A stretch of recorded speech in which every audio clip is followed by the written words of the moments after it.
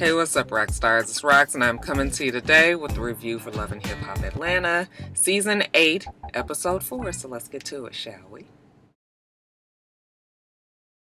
Alright, you guys. So we see Carly and Jacque. You know, Jacque works at a radio station out here in Atlanta. So she is, I guess, guest DJing on his morning show. Jacque is congratulating her on her engagement. He was like, so who is the lucky guy? I mean, all of a sudden you was single, and then next thing we knew, you was engaged. And she was like, well, actually, your manager is the one that introduced us. He was like, oh, really? Yep. She tells us, you know, how her new boo is the man to get, how much he loves her, and how any woman would want to build a future with him. Yeah, she's feeling so good about everything that she even invites Jacque to her engagement party. She says this will be the last nail in the coffin on the relationship between her and Jacque. And Jacque is just sort of entertaining Carly. And Jacque is sort of just entertaining Carly. Remember, Carly was writing that Kama Sutra book? She still wants him to participate in that. Okay, she's still doing that. I guess she's got to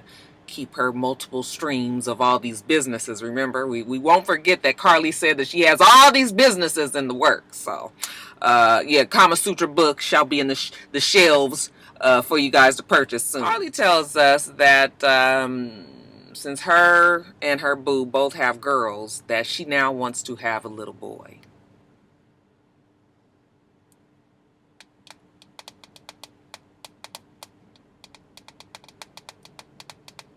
Y'all, the jokes write themselves. Listen, I'm not even gonna comment on it, okay? Because you guys get very angry with me when I start talking about age and pregnancies, and it's just a touchy subject. I realize with the rock stars, you guys already know how I feel about it.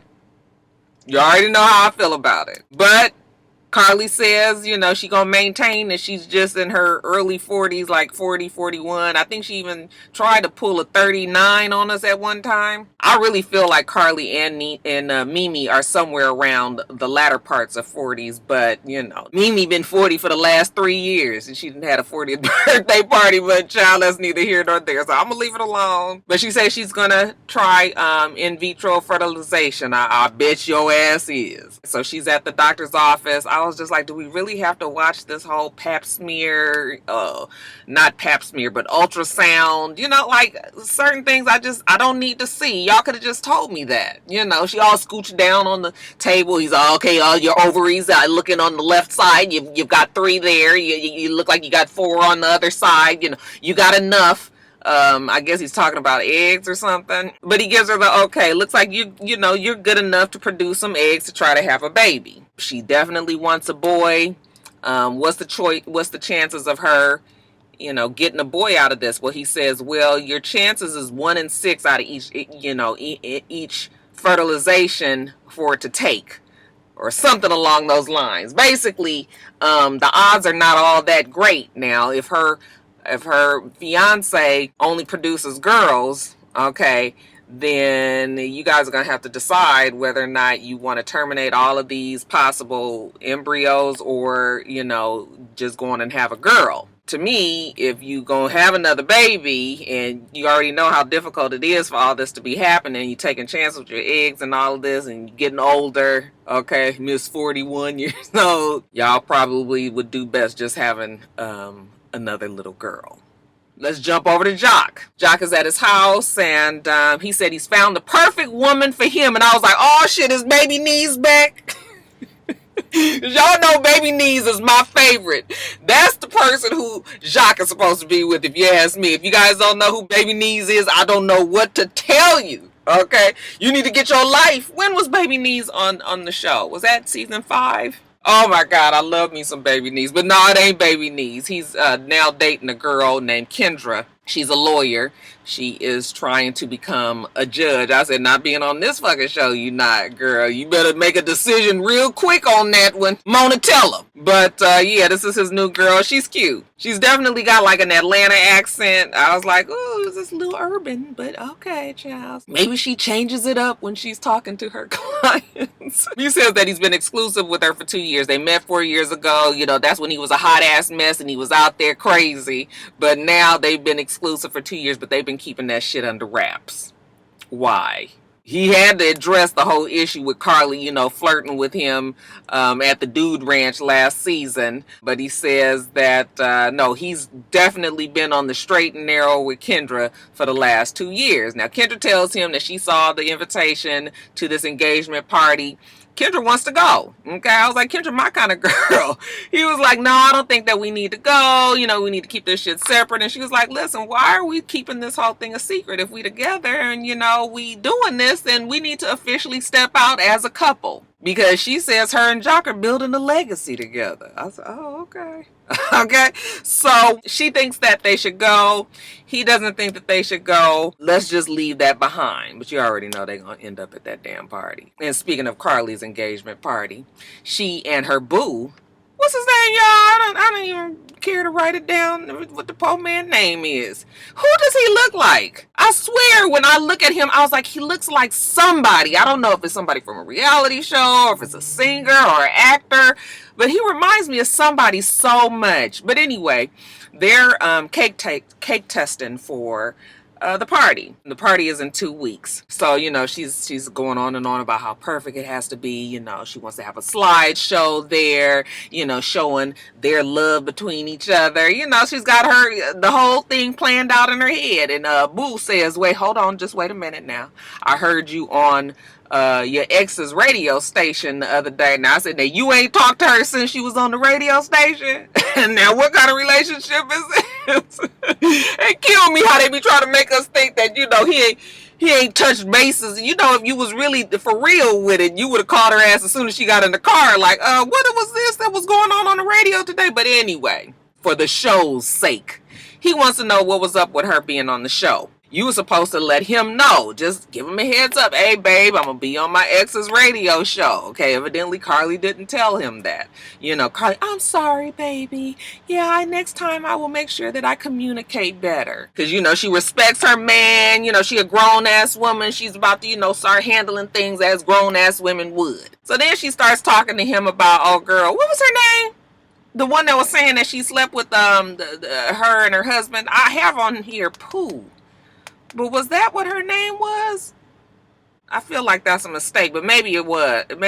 But if it's not, I'll put it on the screen. I'll make sure that I correct myself. I don't need 55 people telling me the girl's name. But anyway, she's telling them how the girl is going around telling everybody that Carly had a threesome with her and her husband. And Carly was like, I have been wild in my days, but that ain't how I get down. Okay, anymore. You should probably add to that. It's not such a far-fetched for us to think that maybe you might have had a threesome with the two of them. Okay, you just said you was pretty wild in your day. I mean, what else is wild? There's an element to wild when you start talking like that you start adding different people and, different experiences to your sex life. But whatever, child. He's just sort of listening to her, and she says that he knows that I'm not that kind of woman. I said, oh, what else do we know? Maybe he can enlighten us. She tells him that her clock is ticking. She went to the doctor.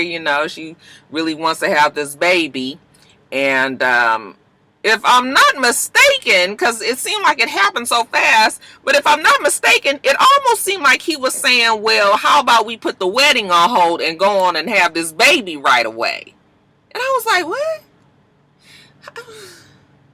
Is that what he said, y'all? Because I was just like, now, why we can't get married first and then have a baby? I mean, you getting married real soon. So it's not like it's, I don't know. Maybe I didn't hear that correctly, but it sounded like to me the man was saying baby first and we'll hold off on that marriage thing. What y'all heard? Now, over at the Mama D household, Scrappy tells us that he knows that it's been difficult for Bambi staying there with Mom Dukes. What's going on with Scrappy? Why does it sound like he's got like a really extreme slur? Did anybody notice that? Is he just putting 20 on 10 trying to have that kind of that Scrappy sound? I know it's difficult, being around here with Mom Dukes and everything, but I was just like, what? Why is he talking like that? Anyway, because it's been so difficult for the Bam, he got her a gift, okay, and he gives it to her. He's telling her how beautiful she is and, how just happy he is that she's having a baby. She was like, well, what you trying to get it cracking around here? They always want to get them some. Here they come rubbing when you lay down in the bed. Here they come on that thigh. Okay, you just be laying there acting like you sleep. Like, don't even try it. Next thing you know, here come the poke. He was like, no, I'm not trying to get nothing started. And she was just like, well, you need to, because you need to knock this baby on out of here. You know, she's right at the end of her term. While they sitting there talking, the phone rings. And it is Mama Cece. And she was just like, you know what your crazy ass mother-in-law did? She made me go over to the Motel 6 and she told me she was kicking me out of the castle and you need to come pick me up. And Bambi was like, wait a minute, what? Like, what you calling me all at 100 for? Cece said she gonna put her foot up Mama D ass. So Bambi was just like, okay, you doing a whole lot, Mama. I'm gonna come pick you up. Just stay right there. So she tells Scrappy, I'm gonna go get my mom and bring her back here. So we see her at the hotel room with the mama. She said, I knew that this was going to happen. Okay, that's why she didn't want the mom to come as early as she did. So she sits down with her mom and she was like, Mama, what's going on? The mom was telling her how she want to wring Dee's neck because, you know, the bitch has always got something slick to say and she gonna put her out the house and all of this, and she's going on and on. And Bambi was like, listen, this ain't got nothing to do with Mama D. This has everything to do with just you. I don't really know what's going on with you. Daddy died. Ever since he died, you ain't been the same. Okay, so evidently Bambi's father passed around 14, 15 years ago, she said. And she said ever since then, the mom has been drinking and the mom has just been erratic. And Bambi feels like she's never really dealt with the death of the father. And she just been crazy. She had to fend for herself growing up because her mom had checked out, basically.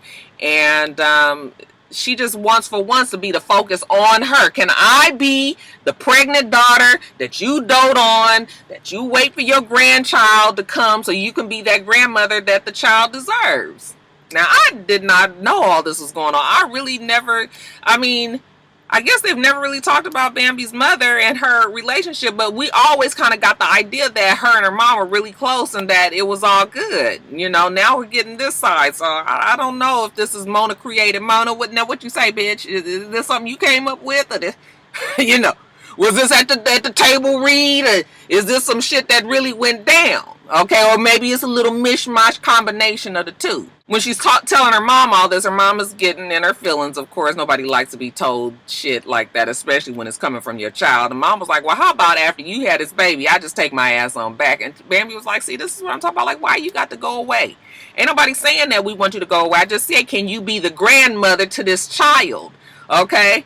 And but you know, her mom was just like, well, I mean, you sitting there telling me that I ain't shit, and you know, I don't know what I'm doing, and I'm crazy and drinking too much and all that. And Bambi was just like, well, whatever, mama. So when she gets up and walks to the door, the mama ain't coming. She was like, what are you doing? Bambi asked her, and she was just like, well, what you want? And she was like, you gonna stay here?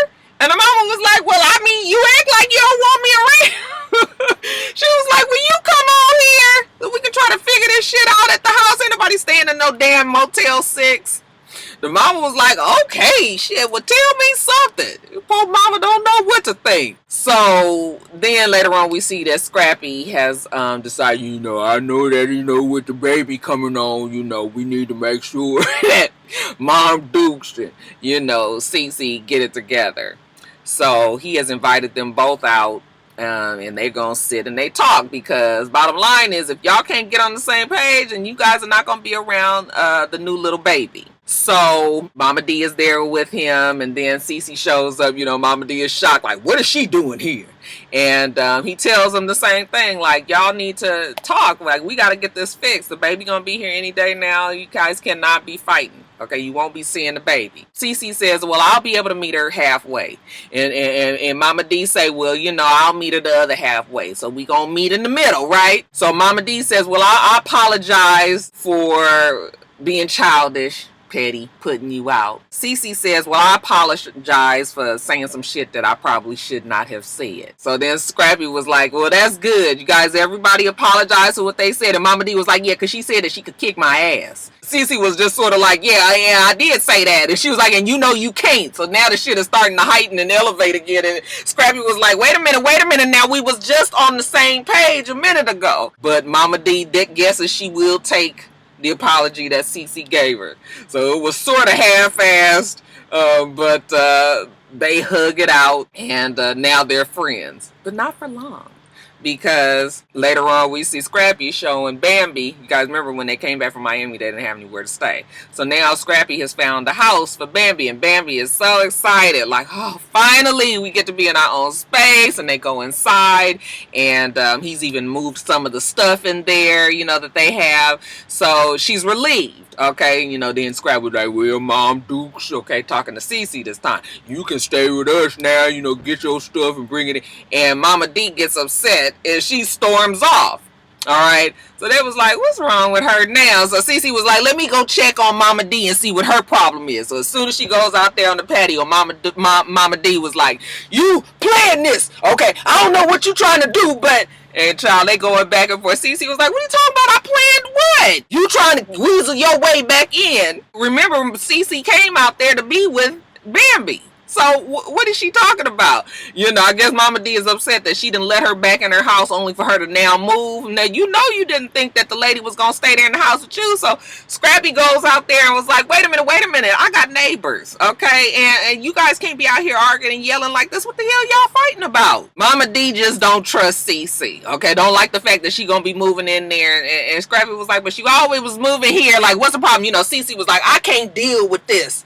And she go marching off, and Mama D was like, see, she always leaving the fight and she don't never stick around and all of that. So I guess that is going to be Cece's MO. Okay, but hey, y'all better get it together, because like Bambi and Scrappy said, you will not be seeing the little grandbaby if y'all don't fix it. And then lastly, you guys, we see Tierra. She's working out in the gym. Okay, Tierra already has a bomb ass body. When I saw her at the reunion, I was like, girl. Okay, I mean, you could tell on her Instagram she has a really nice body. Akbar shows up there. What's up, sir? Tierra tells her that she's getting her body back together for her baby daddy. Okay, because she want him. And Akbar was like, who? The baby daddy? What you talking about? Shona Scrap? Yes, girl, because he looks good and she wants to be with him. And Akbar V was just like, girl, you need to leave his ass alone, because that's some dick that's going to keep you fighting. But Teairra was like, no. You know, now that he's out of jail, you know, he look good. He's an eligible bachelor. She's going on and on about they did have a bad relationship. You know, she did run off and get married after he went to jail, but that turned out to be a mess because the guy was a liar and a cheater. Remember I told you about him in the car and the girl and all of that. So now she's saying that she gonna be with Shona Scrap, and he begged her not to get her tubes tied. You know, they gonna have a little girl. Akbar V is just listening to her like, girl, are you kidding me? That nigga turns every corner out there. Ain't no convincing Teairra. Alright, and it gets to the point where Akbar V is just kind of beating a dead horse. So she was like, look, I'm just gonna stay out of this shit, okay? I ain't really trying to be telling this girl over and over about her man. Alright, Teairra tells her how she's going to be having this party for him, a welcome home party, and she invites Akbar V, but Akbar V was like, nah, that's okay. That's all right. Okay, girl, because I ain't really feeling this whole thing to begin with, so y'all gonna have y'all party, have a good-ass time. Okay, Akbar will not be there. And speaking of show enough Scrap, we see him talking to Karen King. And Karen King has an issue with him, you know, still kind of pressing her about his father. So she's just like, you don't know how stressful it's been with you asking me all of these questions. Like, girl, don't you think the boy has a right to know about his damn daddy? He was like, I know how my mama is. She just doesn't want to own up to the fact that she knew that my daddy was alive out there, and she just had no intentions of ever telling me. He's like, we gonna table it for now, because I'm, you know, I guess she's stressed out and everything, but, you know, he's still gonna have a word with Karen about it eventually. Karen King is also concerned about his love life, okay, and how he seems to be giving Teairra the time of day. She's like, listen, I will tolerate Teairra because she is King's mother, But Teairra, you know, basically dropped Show Enough Scrap when he went to jail, went off and got married. You know, that shit didn't work out. Now she trying to come back and, you know, act like she all want to be with him. No, he needs to be with Moniece. Okay, that's who Karen King has picked out for him. You know, Moniece got it going on. Okay, she's smart. She's beautiful. Okay, go on and be with somebody like her who's established, got a permanent position on the show. Okay, look at the bigger picture, Show Enough Scrap. When she said that she's a great mom and she out there making moves, I was like, oh, wow, okay. I mean, maybe she is a great mom, but that's not what Moniece is known for, definitely. Show Enough Scrap says, look, I like Moniece too, but we pumping the brakes on that. Like, this ain't, you know, we just having fun now, okay? Show Enough Scrap has no intentions of wifing Moniece either. Anytime they say have fun, y'all, that's always code for, no, I don't like her like that. Now, he tells her about this party that Teairra is supposed to be having for her, and she was like, well, did you invite Moniece? And he was like, Mama, just stay out of it. All right, don't even worry yourself about what's going on with Moniece and Teairra and all the rest of them. Speaking of Moniece, we see her. She says she's putting her all into her music. It's funny how we've never even known Moniece to have been out in Atlanta at all, but now all of a sudden she's also good friends with Akbar V. Okay, good enough friends that they are actually going to put together an EP. But once she and Akbar V starts talking, I was like, well, maybe that was how they were able to connect. Moniece goes to see Akbar V at the studio, and she sits down with Moniece and she's just telling her how, you know, her kids mean everything to her, and she's working hard to get her kids back. You know, she already got one back, Doribian. You guys told me. I was like, oh, was it Doribon? And somebody said, no, it rhymes with Caribbean. It's Doribian. Doribian is, I guess, her oldest kid, or somewhere near the oldest kid, but she's trying to get the rest of them back. She's going on and on about how her kids just mean everything, and she's in Buckhead now, you know, next to her cousin Candy and them. I said, Candy don't live in no Buckhead. I know exactly the area that Candy lives in. It's definitely not Buckhead. But, okay. Maybe she got an office or some shit over that way. Moniece tells her that, yeah, she knows how difficult it is to have to give up your children when you know you just not in the mindset. You don't have the finances to take care of a child. Your mental health might be suffering, but it does take a big person to admit that they just can't do it. It's always good if a family member can be the one to step in, so maybe your child doesn't get caught up in the system like that. But, so, you know, they kind of commiserate, you know, because of their kid and the fact that they don't, you know, didn't necessarily raise them their whole life. So while they talking, Akbar tells her about this party about Show Enough Scrap, because I don't even remember how Show Enough Scrap even came up. But she tells her about this party, you know, that she was just with Teairra, and Teairra was telling her about this party that she's given, and Moniece was like, you don't say. Now, I just been with Show Enough Scrap numerous times since I've been out here in Atlanta. We have definitely been intimate. He ain't never once told me nothing about his baby mama, some party, nothing. So now Moniece was like, oh, so now I wonder how I'm supposed to handle this, you know. Should I show up at the party, you know, with flowers? I said, absolutely you should. You wouldn't be crazy, Moniece, if you didn't. Child, why switch up now? So, this party. Mona, bitch. That Mona was just like, fuck it. It ain't no more money in this budget for no damn extras and no party and nothing. Child, that party had all of 7 people and we knew 4 of them. I was just like, now what kind of coming home party is this? You know, Scrappy ain't even look like he shaved, nigga looking dusty. I mean, I know he can't go to the club or nothing, but we couldn't jazz up the spot. This shit is in the middle of the day. All right, looking like Saturday afternoon, everybody just come on through, you know, and she have a little something. They got the little red cups there. I mean, it was the most fucked up ass, pitiful party. Mona said, look, y'all got $20. Figure that shit out. Get the camera crew down there. We gonna do what we gonna do. Here's this little party. She give him the gift, and it's a box, and he opens it, and he's like, what is this? And she was like, that's the keys to this, and to my house. Oh, no. Show Enough Scrap was looking at her like, now I know I ain't led this girl to think that we's about to hook back up like this. But oh no, Teairra said that, you know, she fixing to get her man back. You got the keys to this in her house. So he starts getting uncomfortable. And he say that his ride is coming, you know, to take him back. And thank goodness, because this shit is a little, you know, gone to the left. It wasn't what he expected. Outside, we see Moniece pull up. I was like, oh, Moniece about to bang up at the house. Like, I was waiting for her to just bust in there, you know, be the Moniece that we know. But no, she stays in the car, and sure enough, Scrap say he be right back, or he kind of just disappears. And next thing we know, he getting in the car, and she was just like, so why you didn't tell me about this party that your woman, your baby mama was having? She wanted to come. She wanted to be a part of it. And he says, yeah, he's sorry. He probably should have said something, but he didn't. You know, they give a kiss. You know, he don't want to be there no more. You know, it's on some bullshit. You know, he got to be back at the halfway house anyway. Monique's gonna give him a ride there, so it all worked out for the good. So they drive away. So Teairra tells us that she want to see Scrap, you know, the next time he's home from the halfway house, because she don't appreciate how she done gave the nigga this party and he just up and disappeared. So she comes over, knocks on the door. He goes and opens the door, and he's like, oh, well, you know, what fuck shit you on today? He can tell by the energy that she about to start tripping.